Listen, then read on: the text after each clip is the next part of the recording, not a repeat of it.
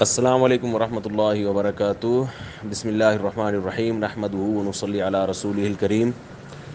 شب معراج کے حوالے سے کچھ جو عوام میں غلط فہمی پھیلی ہوئی ہے وہ اس کا ازالہ کرنا مقصد ہے۔ یہ جو مشہور ہے کہ رسول اللہ صلی اللہ علیہ وسلم کو معراج آج کی رات ملی ہے، یعنی 27 رجب کو، تو یہ بات بالکل غلط ہے۔ اس بارے میں ہمارے پاس کوئی بھی صحیح مستند روایت نہیں ہے کہ آپ صلی اللہ علیہ وسلم کو معراج کس رات ہوئی ہے۔ بس اتنی بات ہے کہ 5 نبوی یعنی نبوت کے 5ویں سال آپ صلی اللہ علیہ وسلم معراج پہ گئے ہیں، اور اللہ تعالیٰ نے وہاں آپ کو اپنی قدرت کی جو بڑی بڑی نشانیاں ہیں اللہ تعالیٰ نے آپ کو دکھائیں، اور آپ صلی اللہ علیہ وسلم نے بیت المقدس میں انبیاء کرام کی امامت کی ہے۔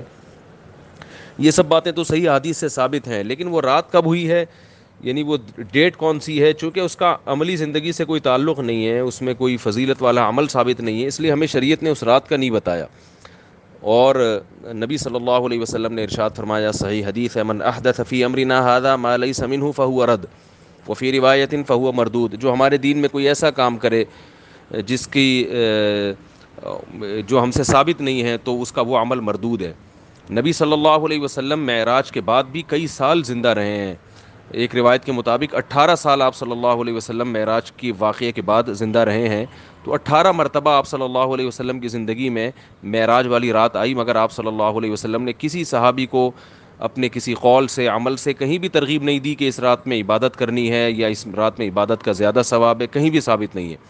تو اس رات کو فضیلت والی رات اس معنی میں سمجھنا کہ عبادت کا کوئی اضافی ثواب ملے گا یا کوئی عبادت کی رات ہے، تو یہ بھی دین پر ایک زیادتی ہے جس سے شریعت نے ہمیں منع کیا ہے۔ کون سی راتیں عبادت کی ہیں اور کون سی نارمل راتیں ہیں جن میں عبادت ثواب تو ہر رات میں عبادت کرنا ہے، لیکن اضافی جو فضیلت والی راتیں ہوتی ہیں وہ لیلۃ القدر ہے، تو شب معراج میں کہیں بھی نہیں ہے کہ کوئی اضافی ثواب ملے گا، تو اس لیے اس رات میں کوئی اضافی ثواب کی نیت سے عبادت کرنا یہ بدعت عمل کہلائے گا، تو اس سے اجتناب کرنا چاہیے۔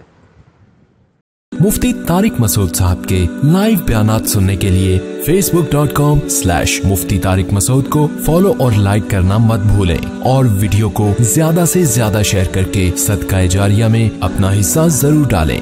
جزاک اللہ۔